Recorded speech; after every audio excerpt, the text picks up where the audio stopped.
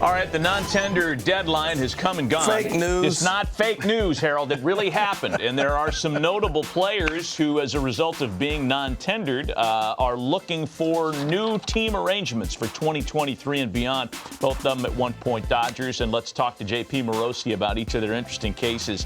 And let's start with Cody Bellinger, a former National League MVP for whom the last couple of years have not come easy. Where is the best potential fit for a guy who still is among the better defensive players, certainly in the sport? He is, Matt. I'll say this. I will be somewhat surprised if the Toronto Blue Jays do not sign either Bellinger or Brandon Nimmo. There is such a strong need for this team to get an athletic, left-handed hitting center fielder that you've got now these two players on the market. Obviously, Bellinger has his flaws. Very little has gone right for him, to your point, since he injured his shoulder while celebrating that memorable home run in Texas back in the 2020 National League playoffs.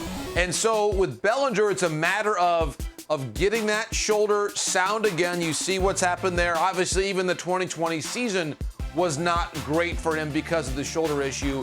But again, Scott Boras has said to Ken Rosenthal, there's a belief that by strengthening the shoulder, changing the training regimen that he's got around that shoulder joint, that he's going to be able to be a little bit closer to that 2019 version of his production.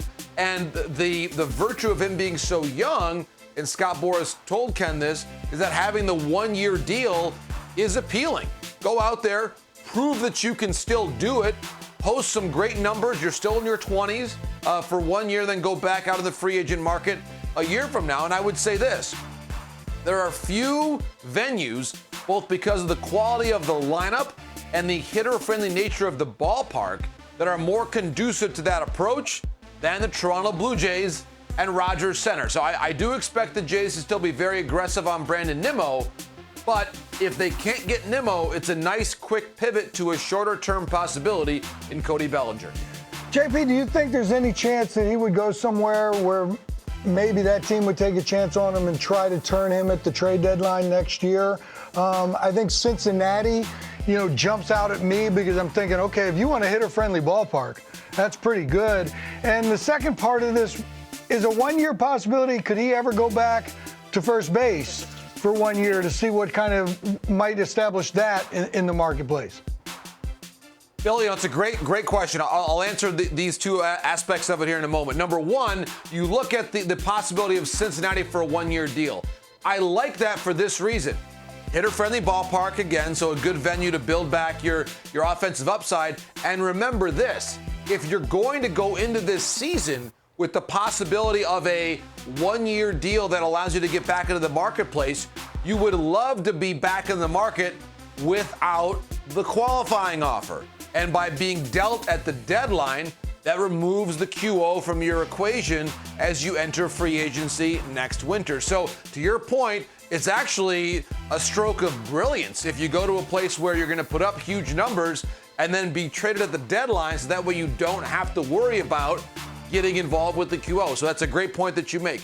The second part about first base, I think defensive versatility is part of what Bellinger does and makes him valuable, but I think his sheer athleticism and ability in center field is a huge component of his value, to where I would be a little bit reluctant to not play that position, because center field is such a unique marquee spot on the diamond that if you can keep your athleticism shining there, do it. Now, I think being able to have first base in your back pocket is a good call, but I think the center field piece of the value is even more valuable, I think, for Cody Bellinger. So I love your thought about the Reds. I think any rebuilding team, hey, mention even potentially the Detroit Tigers. You put Riley Green into a corner, let Bellinger run around out there and maybe rebuild his value there. I think a lot of different teams who might consider trading him at the deadline would be a tremendous fit for Cody Bellinger. Agree with you on what his agent has said about strengthening the shoulder, maybe various means to accomplish that. Take your blood, spin it,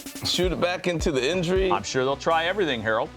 Hey, let's hit you on one more. Former Dodger, Kenley Jansen, their all-time closer, who is out there after being non-tendered, and apparently there's some interest back in the old NL West. How about this story, Matt? Kenley Jansen, a Giant? Now, that would be a pretty interesting and difficult thing for Dodger fans to process, much more so than him pitching for the Atlanta Braves this past year.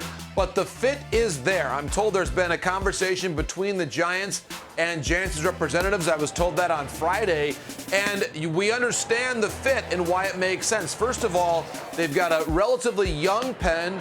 Doval, a really promising arm back there, but maybe having one more high-end reliever back there to help manage late innings would be a wise move for the Giants. And Kenley's coming off, as you see it there, a pretty good season. You've got two all-time closers out there and available this winter, but coming off drastically different seasons. Kenley, a very good season. Kimbrel, as we know, a struggle for him towards the end of the year there with the Los Angeles Dodgers. And remember, it's the personal connections so often, Matt, that help to tell the tale this time of year. Recall that both Gabe Kapler, the Giants manager, and Farhan Zaidi, their president of baseball operations, both were with the Dodgers during Jansen's heyday at Chavez Ravine. Ah, yes. Multiple teams perhaps interested in Kenley Jansen. This is a high-end all-star pitcher. Indeed, indeed. JP Morosi with us on a Monday. JP, thanks, man.